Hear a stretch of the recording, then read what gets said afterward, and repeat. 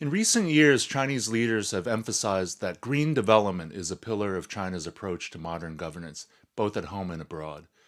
This claim's been met with a variety of seemingly contradictory responses from global audiences. For some, China's green claims are seen as simply untrue. After all, China is the world's largest emitter of greenhouse gases.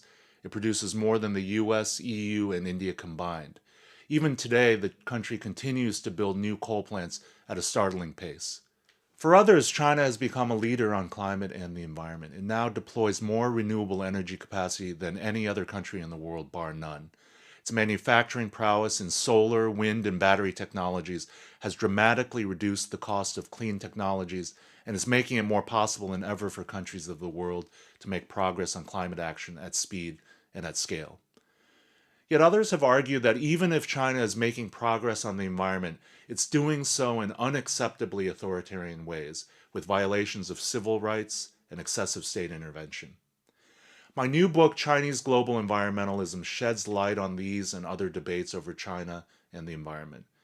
Specifically, it examines China's approach to green development on the global stage, and it identifies four key elements of China's approach.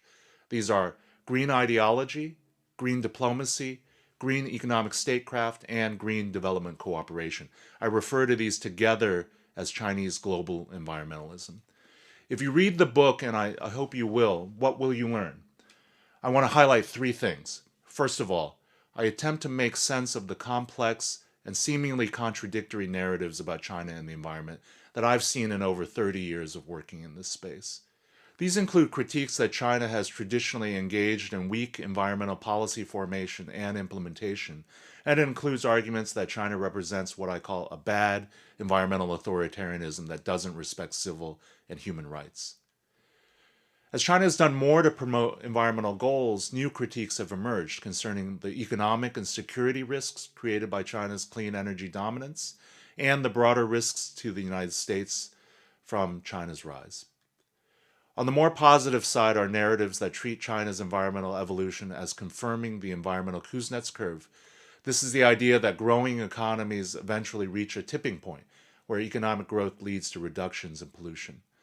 There are also positive narratives that treat China's system as more able to get things done. I call it a good environmental authoritarianism.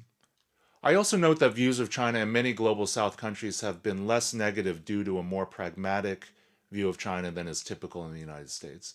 These countries hope to navigate the competition among the global superpowers and to maximize the benefits and minimize the risks from each of these other countries. Second, I offer a short history of the development of Chinese global environmentalism and its underlying ideology.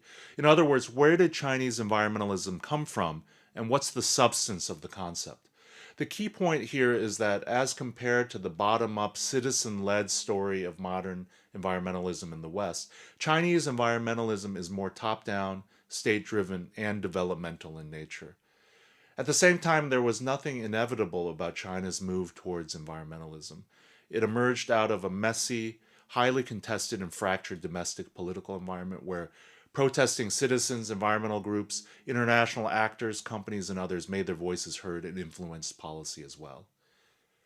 Finally, I bring together an unexpected collection of cases on Chinese diplomacy, economic statecraft, and development cooperation, and show areas in which China has done well and areas in which critiques are warranted. I provide my perspective on more familiar cases like Chinese engagement with the UN climate negotiations and China's growing dominance in clean tech. But I also discuss the Montreal Protocol, Chinese investment in Chile, the Kenya Standard Gauge Railway, and dams in Southeast Asia. This combination of cases helps us to see both the opportunities and risks presented by China's global engagement with green development. Thank you for watching. Chinese Global Environmentalism is out in December 2025. It's part of the Cambridge Elements Global China series. I hope you enjoy the book.